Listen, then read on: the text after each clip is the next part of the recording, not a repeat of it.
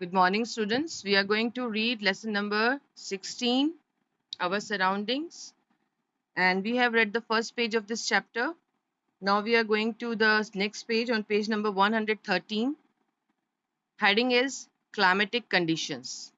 Climatic यानी कि मौसम, कंडीशन यानी कि हाल. जैसा भी मौसम होता है वहाँ का, जो भी कंडीशन होती है मौसम की, उसके हिसाब से हम ये डिसाइड करते हैं कि कैसा घर हम बनाएंगे या लोग डिसाइड करते हैं कि वो कैसा घर बनाएंगे.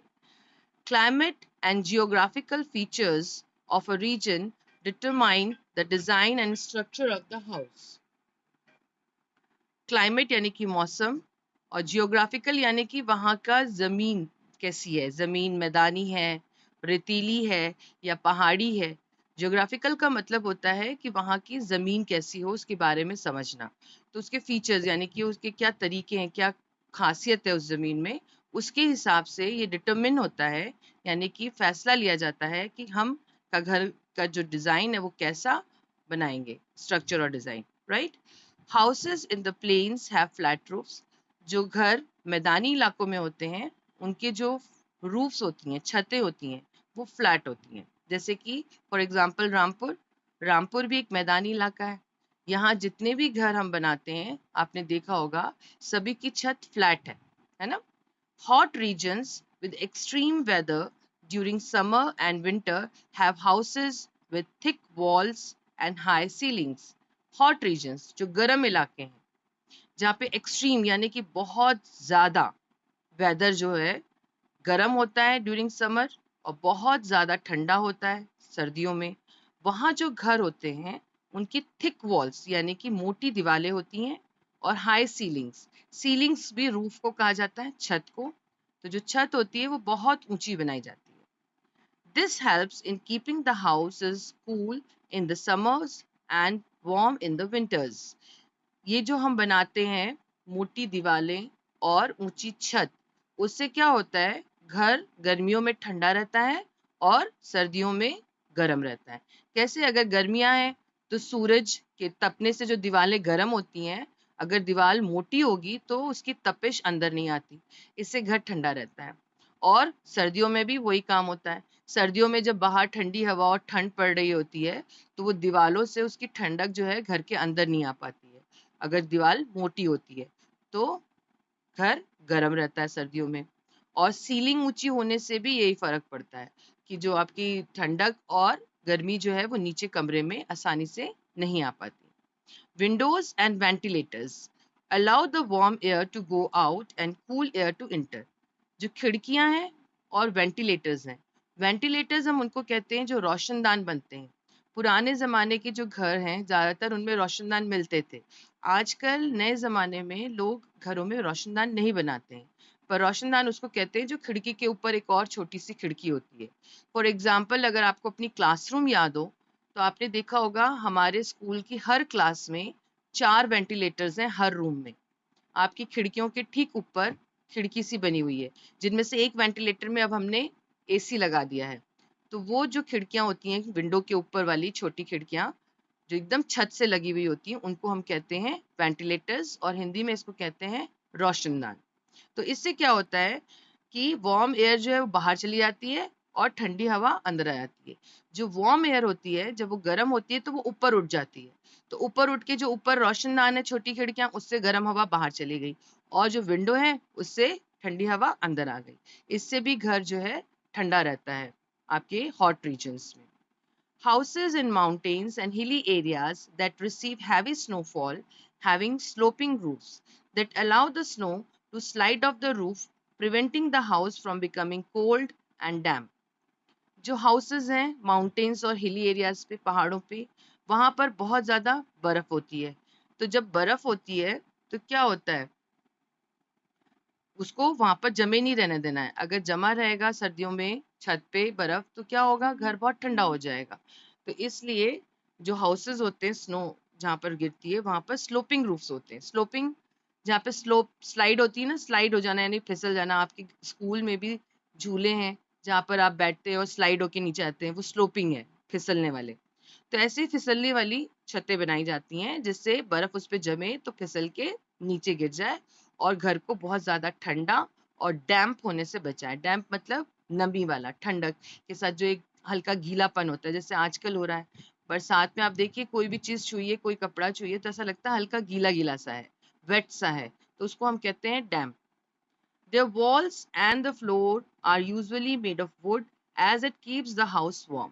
जो हिली एरियाज हैं वहां पर जो घर हैं वो ज्यादातर किसके बने होते हैं? लकड़ी के, और फ्लोर भी लकड़ी का बनाते हैं।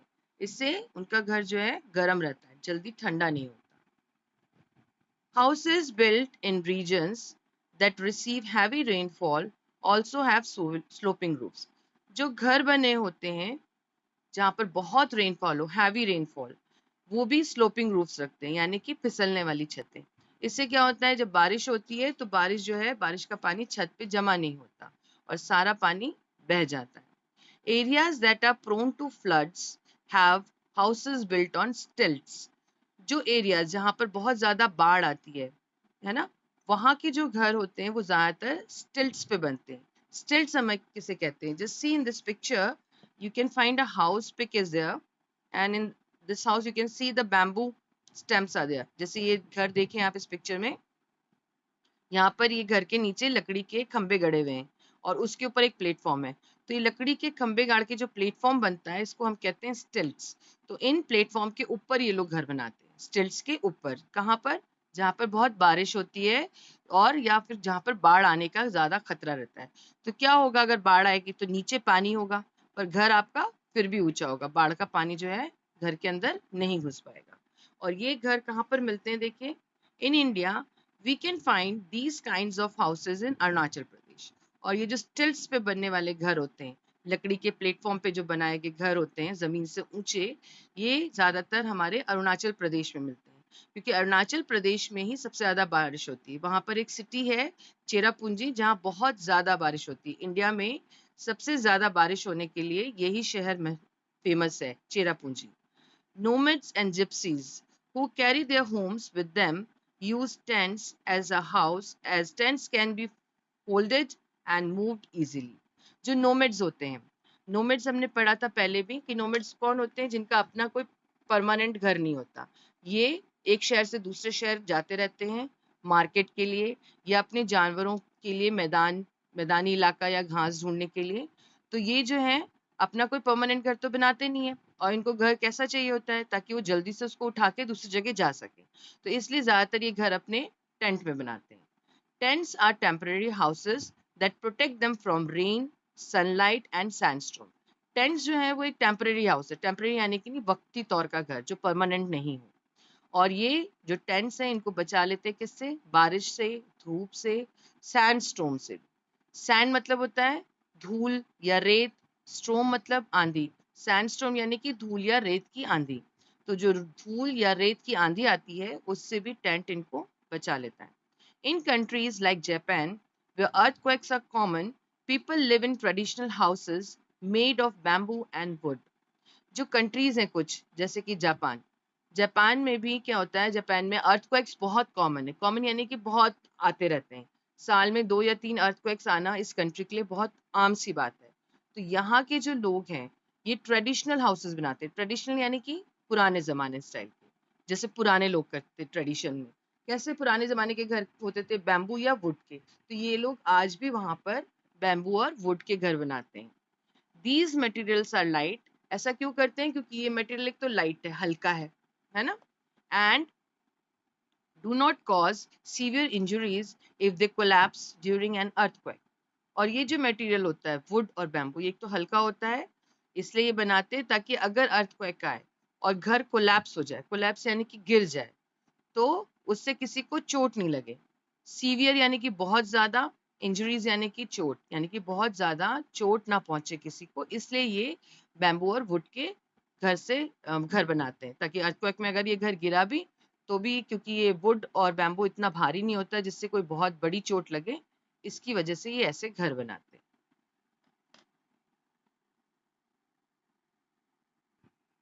Now see the last para of this page, building materials. Above topic was climatic condition, यानी कि हमें पता चला कि climatic condition भी एक वजह है जिसकी वजह से कैसे घर वहां पर बनते हैं तय होता है, यानी डिटरमिन होता है, तय किया जाता है। और दूसरी वजह है बिल्डिंग मटेरियल्स, यानी कि बनाने का जो मटेरियल मिलता है घर बनाने का, उसकी वजह से भी ये डिसाइड होता है कि हम कैसा घर बनाएंगे। People mostly use locally available materials to build their houses. लोग जो हैं वो ज्यादातर उन चीजों को लेके घर बनाते हैं जो उनको लोकली, यानी कि आसपास आसानी से मिल जाते हैं। In villages mud, straw and wood are easily available, so these are the primary materials for building houses. गांव में ज्यादातर क्या होता है कि मट्टी, स्ट्रॉ यानी कि भूसा, और लकड़ी इजीली अवेलेबल है, यानी कि आसानी से मिल जाता है। तो यही उनके प्राइमरी मटेरियल्स, यानी कि उनके शुरुआती सामान यही हैं जिससे वो अपना घर बनाते हैं।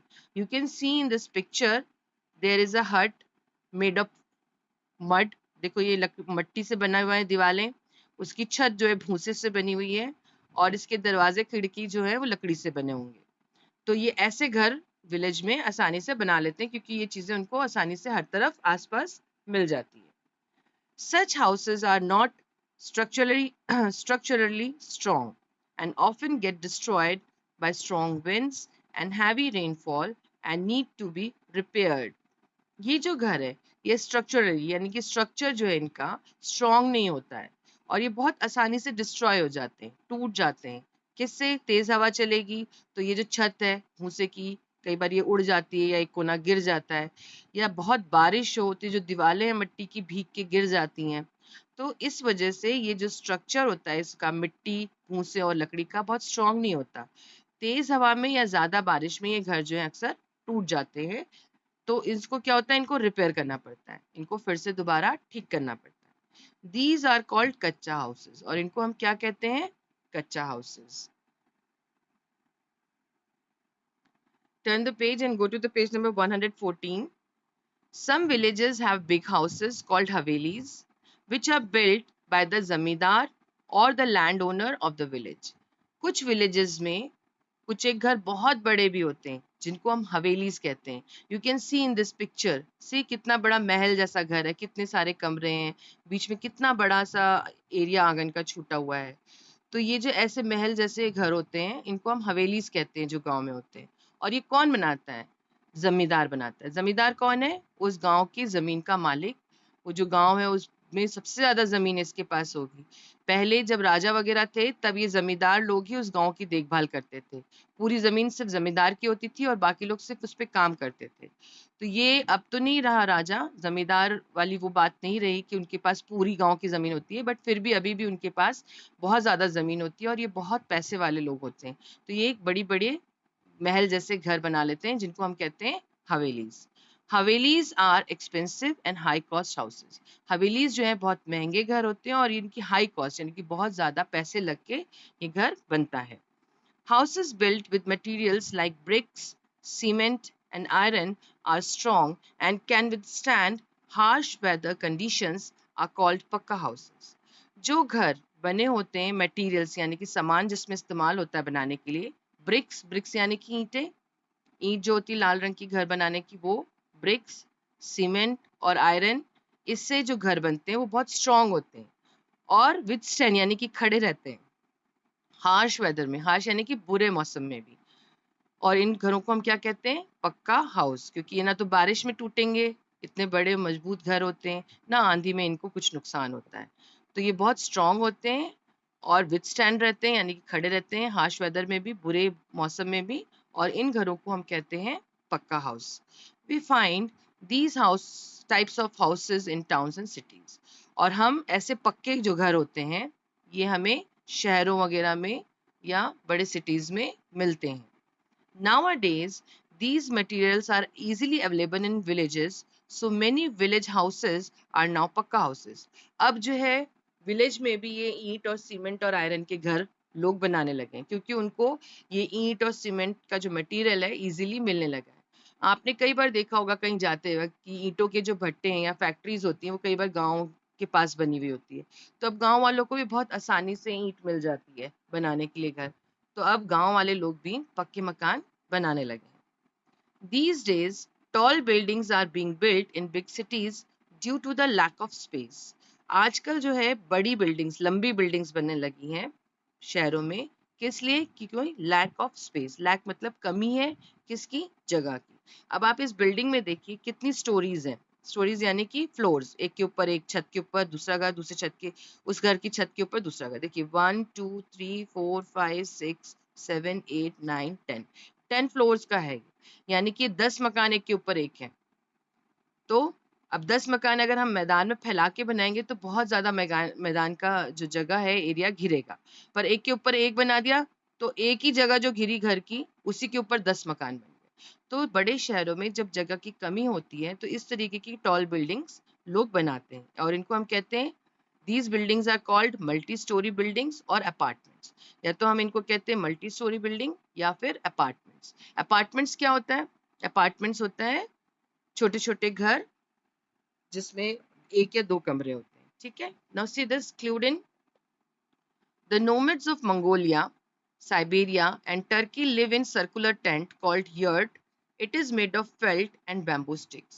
जो nomads हैं, nomads वही लोग जिनके अपने परमानेंट मकान नहीं होते और एक जगह से दूसरी जगह मार्केट या अपने जानवरों के लिए खाने का मैदान ढूंढने के लिए घूमते रहते हैं। तो जो मंगोलिया कंट्री है, साइबेरिया कंट्री है और टर्की भी एक कंट्री है, यहाँ के जो नोमेड्स हैं वो टेंट्स बनाते हैं। किस तरीके के? गोल। देखिए मैंने यहाँ पर एक थोड़ा सा स्केच सा बनाया हुआ है। ये ऐसे बैम्बू खड़ा करते हैं और उसके चारों तरफ कपड़ा लपेट देते हैं। उस कपड़े को कहते हैं फेल्ट। फेल्ट वैसा कपड़ा होता है जो थोड़ा मोटा होता है, जिससे बाहर के मौसम का असर अंदर जल्दी ना आ सके। और इस टेंट को हम कहते हैं यर्ट। तो ये टेंट वहाँ के लोग बनाते हैं, nomads. Now see the next topic, cost of building. अभी तक हमें दो टॉपिक्स पता चल गए कि एक तो क्लाइमेटिक कंडीशन, दूसरा बिल्डिंग मटेरियल। ये दो वजह हैं कि कैसा घर बनेगा। अब दूसरा आ जाता है, तीसरा है आपका कॉस्ट ऑफ बिल्डिंग हाउसेस, कि मकान बनाने में कितने पैसे खर्च होते हैं। ये भी तय करता है कि लोग या वहाँ के लोग कैसा मकान बनाएंगे। Neighborhoods in cities have a mix of small and big houses, such as huge bungalows, small apartments, and multi-story apartments. Neighborhood cities यानी कि आसपास के जो आपके शहर हैं, यहाँ तक कि आप अपने रामपुर में भी देखिए, जो हमारे शहर है, इसमें आपको सभी तरीके के घर मिलेंगे, मिक्स हैं, छोटे भी और बड़े भी। बड़े ह्यूज बैंगलोज, ह्यूज मतलब बहुत बड़े बैंगलोज, बंगले। छोटे अपार्टमेंट्स, अपार्टमेंट्स मतलब होता है 2 या 3 कमरे का छोटा घर। या मल्टी स्टोरी यानी कि कुछ लोगों ने तो अपने घरों में फ्लोर्स भी बना रखे हैं, 1 मंजिल 2 मंजिल। तो ऐसे सभी तरीके के घर आपको आजकल देखने को मिल जाते हैं। Houses vary in size and design depending on how much a person can spend on the construction or buying of the house. जो हाउस है वेरी करता है, यानी कि फर्क दिखता है साइज और डिजाइन में। ये डिपेंड करता है किस चीज पे?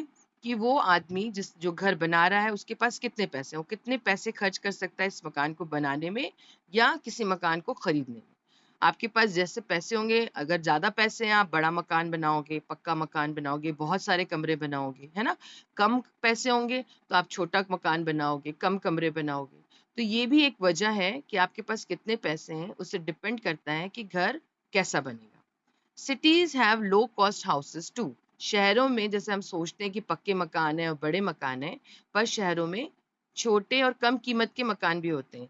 दे आर कॉल्ड चॉल्स, और उनको हम कहते हैं chawls, and provide basic accommodation to people. और ये जो चॉल्स हैं इनमें लोगों को बेसिक एकोमोडेशन, एकोमोडेशन यानी कि रहने की जगह। बेसिक में आपको क्या चाहिए होता है घर में? आपको एक कमरा चाहिए होता है, एक किचन चाहिए होता है और टॉयलेट चाहिए होता है ना, बाथरूम चाहिए होता है। तो ये बेसिक चीजें मिल जाती हैं इस घर में, चॉल्स में।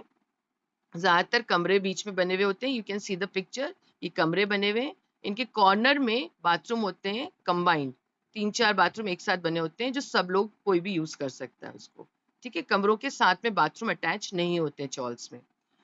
Just like a hostel, hostel में होते हैं ना कमरे हैं और एक साइड में सारे बाथरूम्स होते हैं, उसी तरीके से ये जो घर होते हैं इनमें 1 या 2 कमरों का मकान होता है और बाथरूम कॉर्नर्स में होते हैं और उन कमरों के साइड में ही आप अपना किचन बना लेते हो।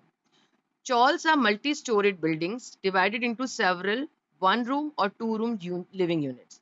चॉल जो होता है मल्टी स्टोरी बिल्डिंग होते हैं, ये आपस में डिवाइड होते हैं या तो एक कमरा या 2 कमरों के यूनिट्स में, यानी कि घर में। और chawls are mostly found in Maharashtra in India. और ये कहाँ मिलते हैं ज्यादातर? ये ज्यादातर मिलते हैं हमारे महाराष्ट्र स्टेट में। People who leave their homes in village to find work in cities have little money to find or build a house for themselves. जो लोग गांव में अपना मकान छोड़ के शहर में आते हैं काम ढूंढने के लिए या काम करने के लिए, उनके पास बहुत कम पैसे होते हैं कि वो कोई बड़ा मकान खरीद सकें या कोई बड़े मकान का किराया दे सकें। तो ये क्या करते हैं? Many of them live on the streets. बहुत से लोग क्या करते हैं? सड़क पे ही सोने लगते हैं। और बिल्ड मेक शिफ्ट हाउस, या फिर बनाते हैं मेक शिफ्ट हाउस। मेक मतलब बनाना और शिफ्ट मतलब हटाना। तो ऐसा घर जिसको फटाक से बनाया जा सके और जल्दी से हटाया जा सके। तो ऐसे किसी भी घर को जिसको जल्दी से बना और जल्दी से हटा ले, जिसकी दीवारें और छत बनाई फटाफट और जल्दी से दीवार छत हटा ली, उसको हम कहते हैं make shift house. Some areas in cities have tightly packed temporary houses made of materials like tin, plastic, plywood. These areas are called slums. Cities में ऐसे एरियाज आपको बहुत मिल जाएंगे जिसमें टेम्पररी यानी कि मेक शिफ्ट हाउस, जो वक्ती तौर पे है, परमानेंट नहीं है, ये बहुत सारे मिल जाते हैं। और ये किन चीज़ों को मिला करके बनाए जाते हैं घर? इन घरों को बनाने के लिए लोग इस्तेमाल करते हैं टिन, प्लास्टिक की शीट्स या फिर प्लाईवुड। प्लाईवुड एक लकड़ी होती है जिससे आपकी कंप्यूटर टेबल बनी होगी या आपके ड्राइंग रूम की बीच की टेबल, या ये सब डाइनिंग टेबल, ये सब प्लाईवुड की बनती है। ये हल्की होती हैं और इसी लकड़ी को यूज करके ये मेकशिफ्ट हाउस बना लेते हैं। लकड़ी है, प्लास्टिक है और टिन को मिला के अपना घर बनाते हैं। और ये जो इस तरीके के घर शहर में बने होते हैं मेकशिफ्ट हाउसेस टाइप, इन इलाकों में जो घर बने होते हैं उन इलाकों को हम कहते हैं slums. These areas are called slums, जहाँ पर ये मेकशिफ्ट हाउसेस बने हुए होते हैं। For today, this much is enough. Rest of the part of this chapter we will read in the next meeting. Okay? Now, please raise your hands, those who want to